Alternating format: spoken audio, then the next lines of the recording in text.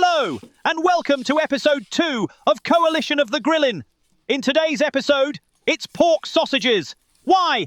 Well, 3 reasons actually. 1, because unlike Russia, we have an abundance of pork at our disposal, and I like to rub it in their face. 2, because unlike the regulars at Alan's Snack Bar, we love pork in Great Britain. And 3, because family were coming over for dinner, and I promised I'd make some homemade hot dogs for everyone. Some of them just like them plain, and some of them like a tiny bit of spice. So today, I'm making 2 different types of sausages. I'm making Cumberland sausages and my Italian-style hot sausage recipe. Both of them taste amazing, and I recommend trying both of them. They are easy to make, and you don't need a lot of equipment to make them. Are they technically hot dogs? No! They're fresh sausages in a hot dog bun with caramelized onions, mustard, and ketchup. But there was no complaints, especially from my nephew, who had 3 of them, and a mountain of chips. Greedy little bugger. Anyway, let's get cracking. Step 1, acquire pork. You need around 1.5 kilograms of pork shoulder joint, or as they incorrectly call it in America, Boston butt, and 500 grams of pork belly. Step 2, the butcher's twine. Remove the butcher's twine from the pork shoulder and pat the shoulder dry on all sides and the inside with paper towels. Now clean up your chopping board, because nobody wants ants in their house. Oh my God, look at that beautifully marbled piece of perfection. Pork Akbar! Next, chop the pork shoulder into 1-inch cubes to make it easier for your meat grinder. Use a sharp knife. Mine was blunt and made me look like a right knob in this video. For big chunks of the fat from the pork shoulder, chop them into small pieces. It will help with fat distribution in the mix. Next, the pork belly. I used pretty lean pork belly because of the amount of fat on the pork shoulder joint. If using a lean pork shoulder joint, get fattier pork belly. You want around 25 to 30% fat overall for juicy sausages.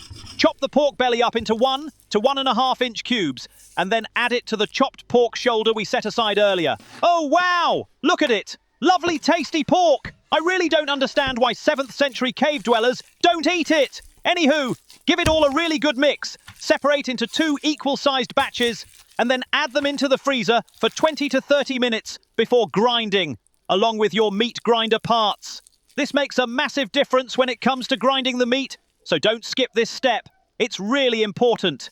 Next, start wrestling with your chilled meat grinder parts to get them attached to your cheap meat grinder from Amazon, or your commercial one, if you're fancy like that. Now start loading the tray with the chilled pork. Make sure it's not turned on while you're poking the meat into it with your hands. Fingers are not a part of these recipes. Once fully loaded, switch to a different camera angle and start to grind what is about to become 2 batches of perfection. You'll never buy sausages again after you've made these, and nobody will believe you've made them when they taste them.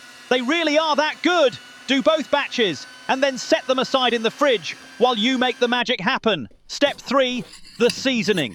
For the first batch of seasoning, the Cumberland sausage seasoning.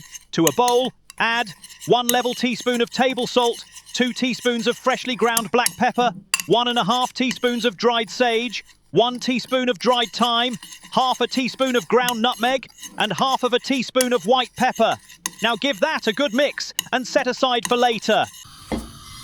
For the second batch of seasoning, my Italian-style sausage seasoning.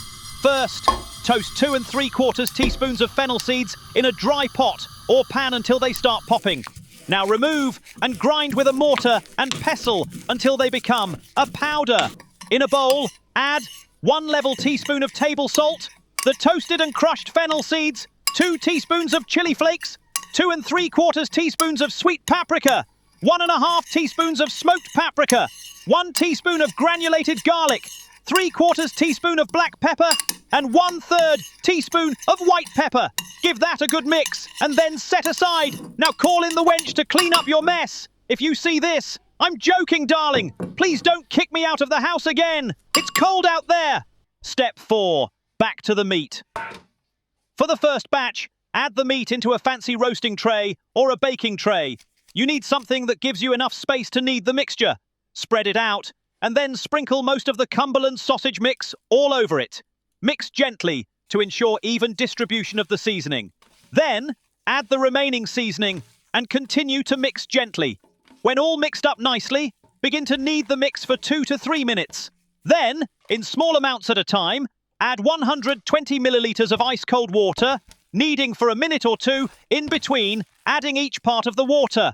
When it starts sticking to your gloves or your hands, if you have zero concern about food hygiene, it's ready to put it aside in the fridge for 24 hours to let the seasoning and meat do their thing. Make sure it is covered with cling film or a lid if you are using large Tupperware.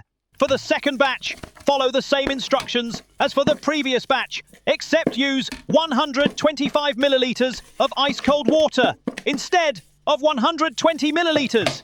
In a plastic measuring jug, it takes about 10 minutes in the freezer to get it to the correct temperature. Recap: meat on tray, sprinkle in the seasoning, mix gently, knead, add seasoning, add water slowly, and knead until sticky. Then cover and refrigerate for 24 hours. Day 2, and we're on to step 5. The hog casings, 100% natural hog casings. This is the brand that I use. There's no synthetic nonsense in this house. 15 meters of 28-30mm casings. I've got enough to make weekly sausage batches for the next year. Add 2 to 3 casings to a large bowl of water and then rinse under a cold tap of water for around 1 minute to remove most salt. Let them soak for 1 hour. This makes it easier if it's your first time attaching casings to a sausage maker attachment. I'll post links in the description for more info on removing all casing salt and attaching casings. Step 6. Wrestle with the chilled grinder parts again. Get the parts attached and stuff with the sausage mix that was left for 24 hours. And just like before, watch your fingers while stuffing the machine with the sausage mix. There's no fingers in this recipe. Press the mix into the stuffer until it gets to the end of the attachment. Next, attach the hog casings onto the sausage maker attachment. I'm not showing that on my channel. It looks weird. And I'm still traumatized from a whole duck recipe video that I recorded 6 months ago and can't release because I feel more violated than the duck. I'll leave links to how to do that in the description. When the casings are attached and the tray is loaded, add a small amount of water to a roasting tray and then begin to push the sausage mix through to fill the casing. When at the end of the batch of meat, leave around 2 to 3 inches of casing. Press the meat down while holding the end of the casing. Now tie a knot as close to the end as possible. Cut off any excess. Step 7. The links. Make the links as long as you like. I made mine around 5 inches long. Measure, pinch the casing, and roll. Roll the first one forward, then the second one backward, and repeat that sequence until each batch is finished. When completely done, put them in the fridge, uncovered, for at least 12 hours so that the casings dry. This will give you lovely, plump sausages. Repeat the process with the second batch. Step 8. Cooking. Add to a preheated oven at 175 degrees Celsius for 20 to 25 minutes, turning regularly. They need to reach 71 degrees Celsius internally to be fully cooked. For browning, broil or grill for 2 to 3 minutes. I would have taken some B-roll for this video, but I was cooking for a lot of people and the plates disappeared too quickly. I'll make them again next week and let you see what they look like when cooked. Before I go, I made this tiny hot dog for my niece. As a joke, her face when she seen it on a full-sized bun cracked everyone up. She looked at it like, what the beep? I felt so bad because she'd brought me this beautiful present that she had made for me for my birthday. It's amazing, and I really appreciate the amount of thought and hard work that she put into it.